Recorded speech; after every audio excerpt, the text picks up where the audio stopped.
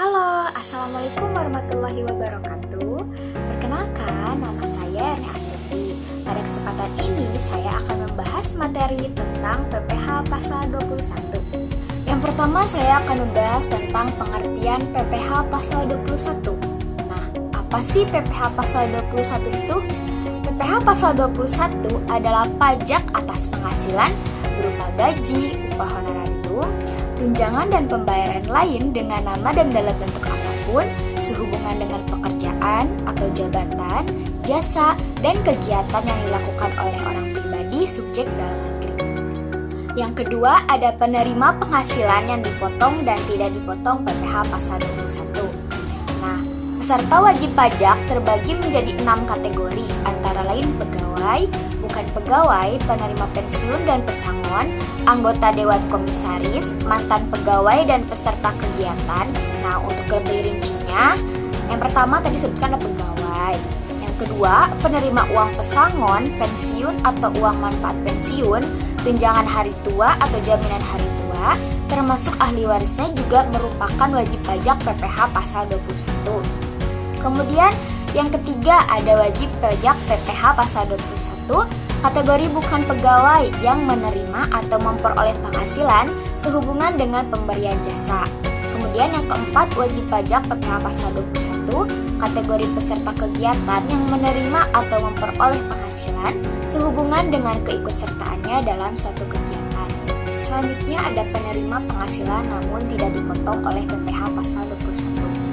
Pertama, ada pejabat perwakilan diplomatik dan konsulat atau pejabat lain dari negara asing dan orang-orang yang diperbantukan kepada mereka yang bekerja pada bertempat tinggal bersama mereka. Yang kedua, ada pejabat perwakilan organisasi internasional yang ditetapkan oleh keputusan Menteri Keuangan sepanjang bukan warga negara Indonesia dan tidak menjalankan usaha atau kegiatan atau pekerjaan lain untuk memperoleh penghasilan di Indonesia. Yang ketiga ada objek PPH pasal 21. Penghasilan yang dipotong PPH pasal 21 adalah yang pertama, penghasilan yang diterima atau diperoleh pegawai tetap baik berupa penghasilan yang bersifat teratur maupun tidak teratur. Yang kedua, penghasilan diterima atau diperoleh penerima pensiun secara teratur berupa uang pensiun atau penghasilan sejenisnya.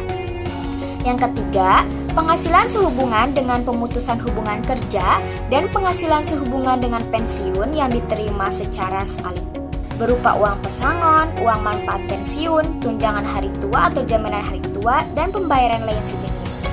Yang keempat, penghasilan pegawai tidak tetap atau tenaga kerja lepas berupa upah harian, upah mingguan, upah satuan, upah borongan, atau upah yang dibayarkan secara bulanan.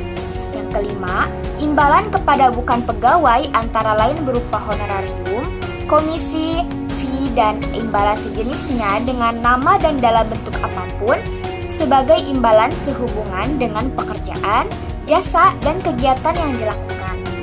Yang terakhir, imbalan kepada peserta kegiatan antara lain berupa uang saku, uang representasi, uang rapat, honorarium, hadiah atau penghargaan dengan nama dan dalam bentuk apapun, dan imbalan sejenis dengan nama apapun.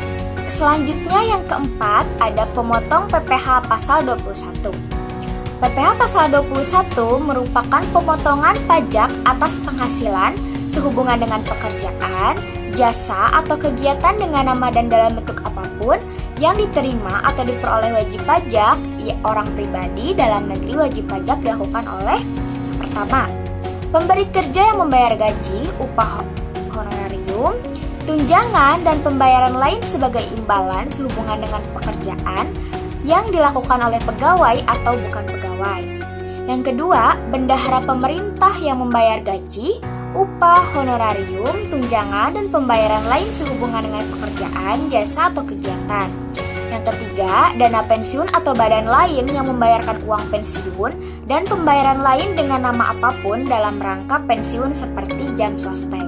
Yang keempat, badan yang membayar honorarium atau pembayaran lain sebagai imbalan sehubungan dengan jasa termasuk jasa tenaga ahli yang melakukan pekerjaan bebas. Dan yang terakhir, penyelenggara kegiatan yang melakukan pembayaran sehubungan dengan pelaksanaan suatu kegiatan. Sekian materi yang dapat saya sampaikan. Semoga ilmu yang saya sampaikan bermanfaat khususnya untuk saya pribadi dan umumnya untuk kalian semua. Maaf bila banyak kesalahan, karena sejatinya kesalahan dari saya pribadi dan kebenaran dari Allah Subhanahu wa Ta'ala.